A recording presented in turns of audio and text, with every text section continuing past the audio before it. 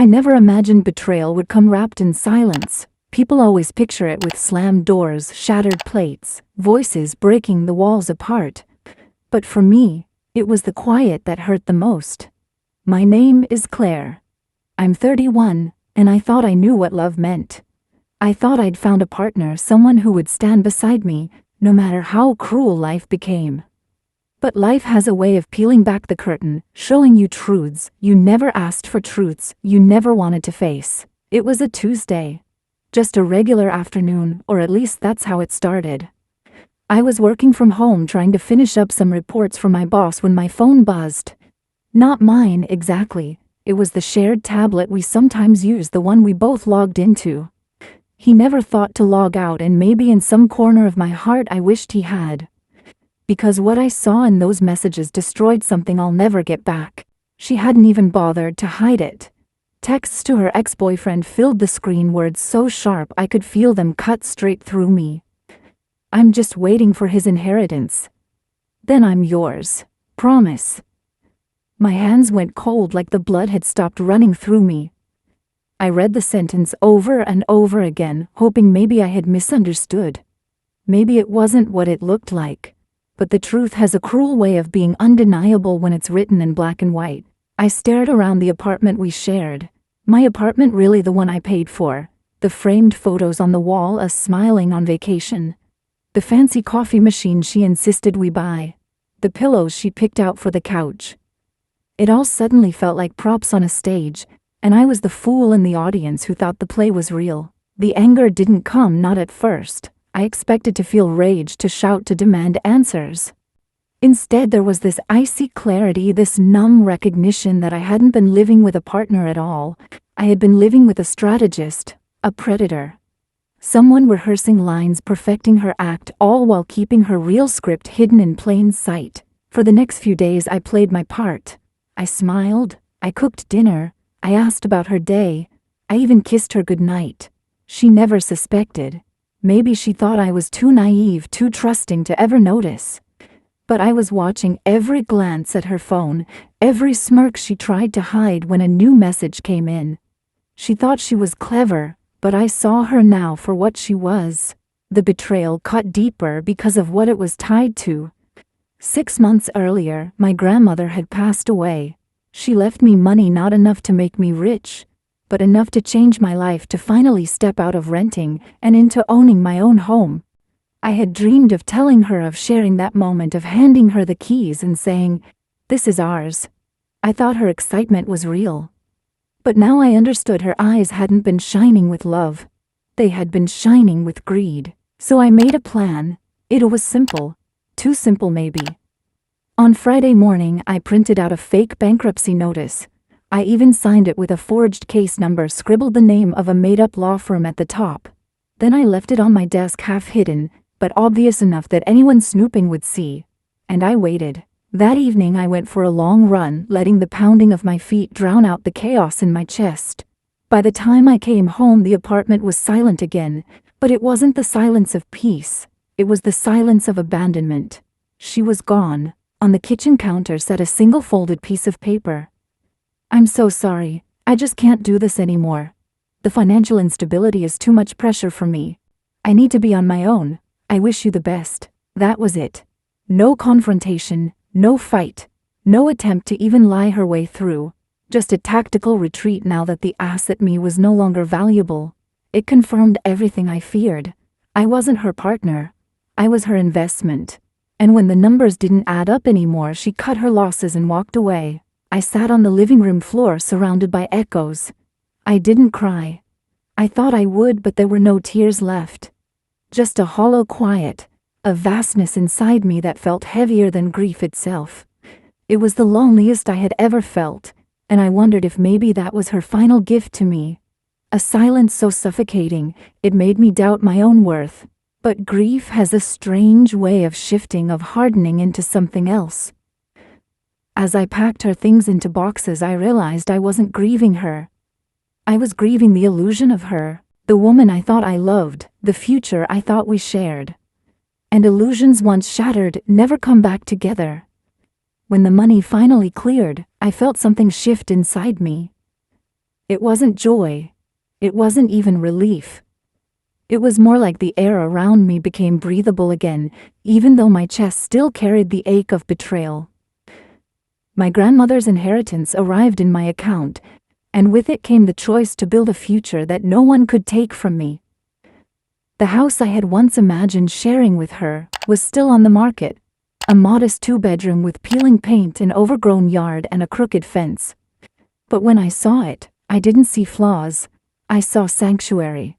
I closed on the house faster than I thought possible. Cash buyers don't get many questions asked.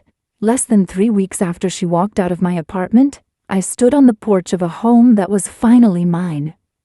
I took a picture, just me and the key in my hand, and posted it with a caption that read, "Only new beginnings." No tags, no explanations, just those 2 words. 7 minutes later, my phone buzzed. Her name lit up the screen. Evelyn. Then again, and again. I let it ring until the sound became a background hum. I didn't need to answer. I didn't need to hear her voice to know exactly what she would say. When I didn't pick up, the text started at first polite, almost sweet. "I saw your post. I'm so happy for you. I was so worried when I thought you were in trouble. Can we talk?" Then they turned sharper, angrier. Her ex even tried calling me his words in the voicemail, dripping with rage. "You think you can play people like this? You owe her, man. You better fix this." I almost laughed at the audacity. He wasn't just a spectator, he was in on it.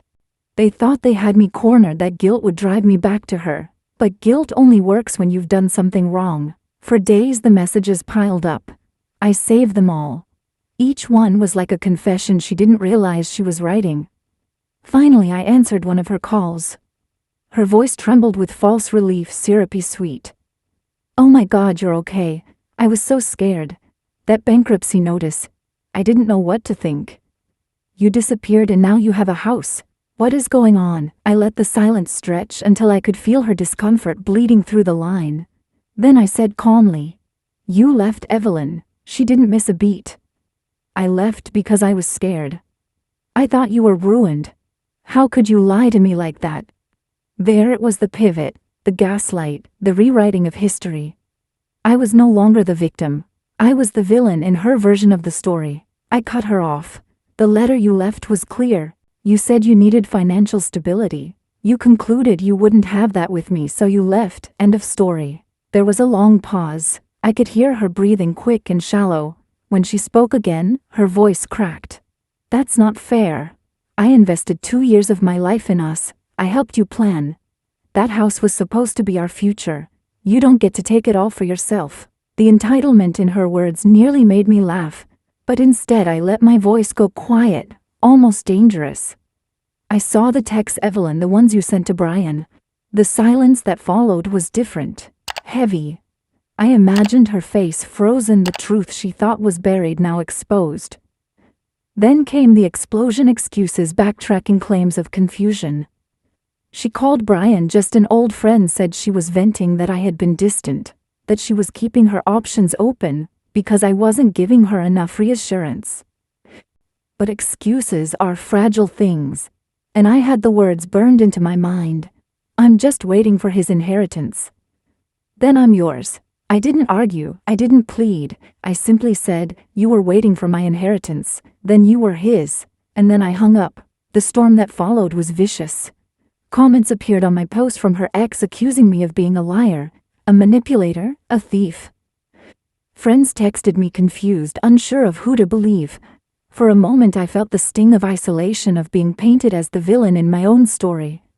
But instead of breaking me, it clarified my purpose. This wasn't about heartbreak anymore.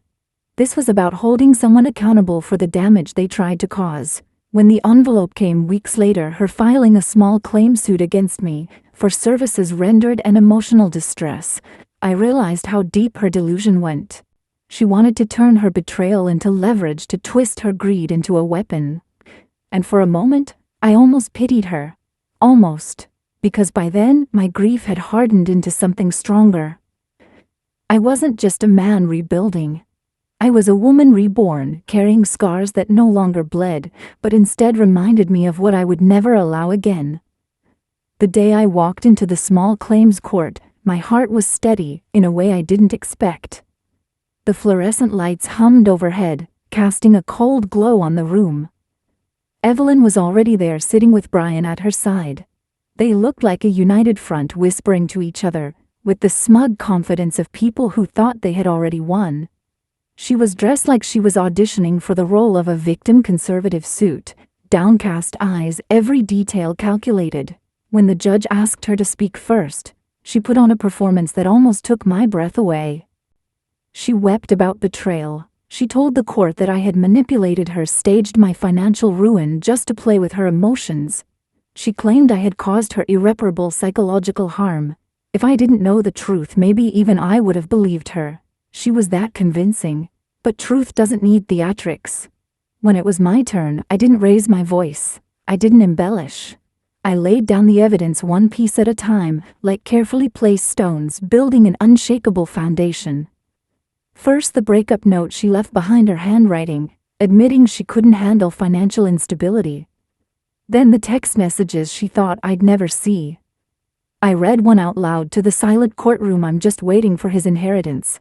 Then I'm yours. The judge, a woman in her 60s with no patience for drama, lifted her eyes slowly from the page and fixed them on Evelyn. And for the first time since this nightmare began, I saw Evelyn's mask crack. Her lips trembled, her eyes darted to Brian as if he might save her. But there was no saving her from her own words. The final blow came with the timeline. I showed the court that she had left me weeks before the inheritance ever cleared, that she had abandoned me based on nothing more than her own greed. The judge dismissed her claim with sharp disdain, calling it audacious and an abuse of the court's time. Evelyn's face went pale, but the humiliation didn't stop there, because then it was time for my counterclaim, the stolen security deposit. Evelyn insisted I had told her she could have it. Brian tried to back her up, puffing his chest like a protector. But the more he spoke, the more obvious it became that their story was fabricated. I presented my notes from the day he confronted me outside my office, his own words exposing their scheme. The contradiction between his courtroom act and his private threats was all the judge needed. She ruled in my favor, awarding me every cent back plus fees. As we left the courtroom, their whispers exploded into an argument so sharp it cut through the air. The partnership that once united them against me shattered under the weight of blame. And I didn't need to say a word. The truth had spoken for me. In the days that followed, the ripples spread faster than Evelyn's lies ever had. Friends who had pulled away sent awkward apologies, texting me things like, "I'm so sorry. I had no idea." But I didn't care for their validation. I wasn't fighting for their approval. I was fighting for myself, for the part of me that had been silenced by betrayal and doubt. News of the courtroom humiliation followed them like a shadow. I heard whispers that Brian's job in sales took a hit after his behavior became public. His company didn't appreciate him making threats in the lobby of a client's building. Evelyn, once the center of lavish dinners and parties, found herself abandoned by friends who had only ever been there for the perks. The empire she tried to build on my inheritance crumbled, leaving nothing but dust. And then came her final message. A text bitter and sharp as broken glass. "I hope you're happy in your stupid house all alone. You ruined my life." I stared at the words for a long time. Once they would have shattered me. Once I might have believed them, questioned myself, wondered if I had gone too far. But not anymore. Now I just saw them for what they were. The last gasp of someone drowning in the consequences of her own choices. I deleted the message, blocked her number, and stepped out into the yard of the home I had earned. The silence that followed wasn't empty this time. It was peaceful. I could hear birds in the morning. I could feel the warmth of sunlight on my skin without it being dimmed by her shadow. I planted flowers in the soil, each one a small act of reclamation. I wasn't the same woman I had been before this began. I was stronger, sharper. And though the scar of betrayal would always remain, it no longer bled. It's been months now, and I still catch myself replaying those moments, not out of longing, but out of disbelief at how blind I once was. Sometimes late at night I lie awake and wonder how many smiles were fake, how many whispered "I love yous" were nothing but placeholders until she got what she wanted. The realization doesn't hurt anymore, it fascinates me. How someone could spend years weaving a lie so carefully, yet unravel it in seconds with one careless text. The scar she left hasn't disappeared. I doubt it ever will. But scars don't have to weaken you. They can remind you of what you've survived. Every morning when I step onto the porch of my little house, coffee in hand, I breathe in air that's finally mine.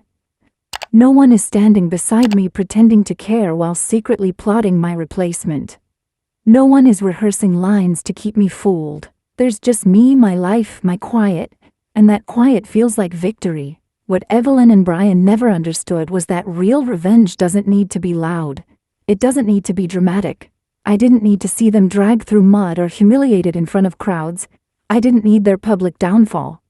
Because the truth is, people like them will always collapse under the weight of their own greed. All I had to do was step back and let gravity do its work, and gravity did not disappoint. Evelyn's attempt to twist the story fell apart the moment her own words were read aloud in court. Brian's bravado at work crumbled when his employers discovered he was making threats on client property. Their lies poisoned the very ground they stood on, and I didn't have to lift a finger to watch the cracks spread. What I did instead was build. I built a life on the ashes they left behind.